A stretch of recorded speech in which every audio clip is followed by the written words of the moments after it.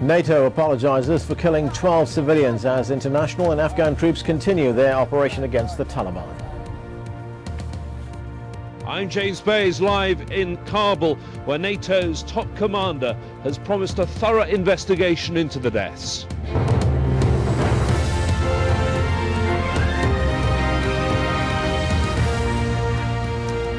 We'll have much more from Afghanistan. I'm Anand Naidu. This is the Hour of News, live from Washington, D.C. Also ahead in the next 60 minutes.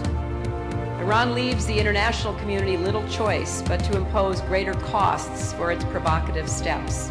The U.S. Secretary of State tries to rally Arab support for a harder line against Tehran.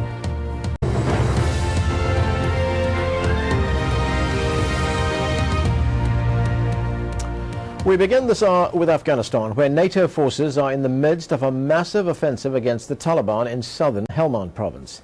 It's the largest military drive in the past 8 years of fighting. Despite warnings by the Afghan president, civilians have already been killed in the first 2 days of battle. 12 people died after 2 U.S. rockets landed on a family home on the outskirts of Marjah. The town is at the center of the push to drive the Taliban out of the region. As troops battle to take control of the town, they're faced with terrain littered with explosives. Thousands of international and Afghan troops are involved in the operation. Before its launch, Marjah was a little-known town of 80,000 people, but now it has great strategic significance. It is the first in a string of cities, towns and villages across Helmand and Kandahar that coalition forces want to secure, reconstruct and establish strong governance. Marjah is a known Taliban stronghold. The town is riddled with homemade bombs, which coalition forces have been sweeping the area to clear. It's estimated that as many as 1,700 Taliban members use the town as a base for their operations, which includes growing poppies to produce opium. The Taliban is heavily reliant on the drug trade. In a minute, we'll get the latest live from Afghanistan, but first, Zaina Khoda has this report. Facing little resistance and sporadic gunfire, military officials say soldiers have moved into most of the town of Marjah. The Taliban may have left the area or are just lying low, only to regroup and launch attacks once international and Afghan troops set up base. Some believe it is only a matter of time before they come back. In Washington on Sunday, political leaders expressed confidence that the new offensive and strategy will work. John Terrett reports. As NATO troops do battle in Helmand province, their political masters are fighting to win the hearts and minds of the American public. We'll get further cooperation from the people in the region, the Pashtun tribes, who will see more accommodation coming out of the Taliban, who most of whom are Pashtun, realizing that they cannot realize their expectations through intimidation and force. Usually one of the administration's most critical voices, the man who held Biden's job till just over a year ago, had no argument with the president's policy in Afghanistan. I'm a complete supporter of what they're doing in Afghanistan. I think the president made the right decision to send troops into Afghanistan. Good morning, General Jones. Good morning, how are you? Good morning. The man charged with overseeing U.S. national security was tight-lipped as he arrived for another national broadcast to sell the president's message. Joining us now is a man just back from the region. It is the first major operation in which we will demonstrate, I think, successfully, that the new elements of the strategy, which combine not only security operations but economic reform and good governance at the local and regional level, with a much more visible presence of Afghan forces, will take place. A couple of questions for Al Jazeera English. Would you mind? A hard task in the face of reports that civilians have been killed in the latest offensive. General Jones refused to take questions about that or comments by a senior commander that the anti-Taliban operation could take weeks to complete.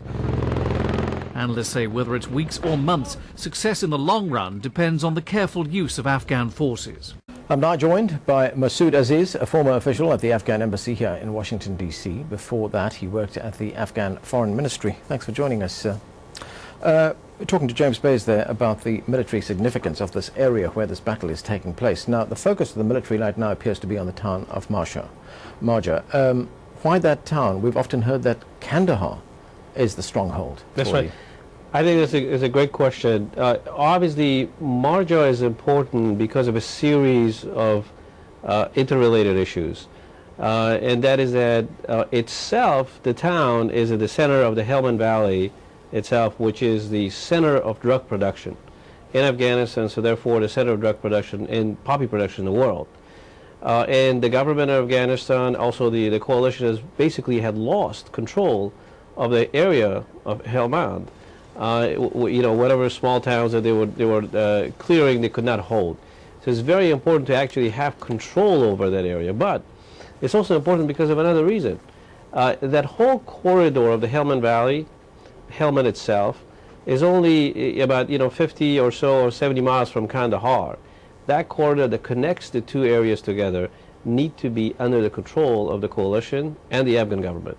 And before establishing that, and actually the bigger prize, which is Kandahar, where the Taliban stronghold is, you really want to have control over that corridor period. And this is the first salvo, in a way, of that operation. But we're hearing that the aim of this operation is to secure this area and then to hold it. And while troops are holding it, while security is maintained, then some kind of development will take place there, some kind of reconstruction would take place. How practical is that? Well, this is really the real core of the question.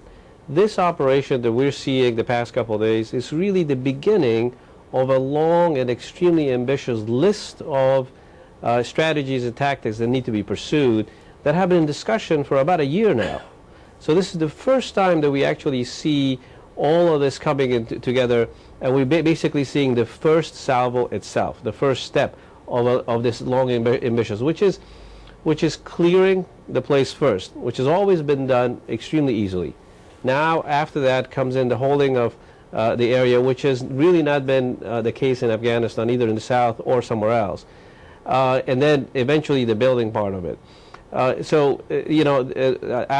large contingent of Afghan police, about 1,000, 2,000 are in waiting to come in after the clearing operation is done.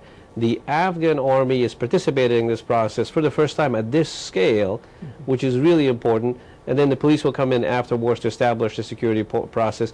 And then so the dimensions are both geographic, political, and governance, that eventually development will come. So we can't really talk about the development part of it just yet, because we don't know if this first 2 or 3 steps are going to actually work and be successful. But in my opinion, is so critical to really win in Marjah, because then you have to move to a larger geographic area and to move to Kandahar.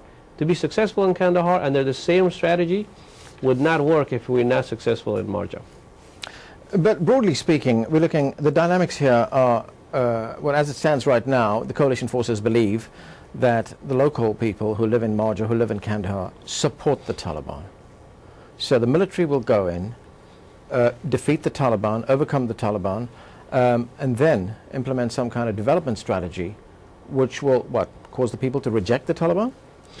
Well, the idea, at least, is the fact that the local population really has not had any choice so far in supporting either the government of Afghanistan or the coalition forces, because there has been almost no development, and the presence of the government has been extremely minimal in that area. So the local population have been subject to the coercing of the Taliban and their power. Basically, they were roaming free in that area.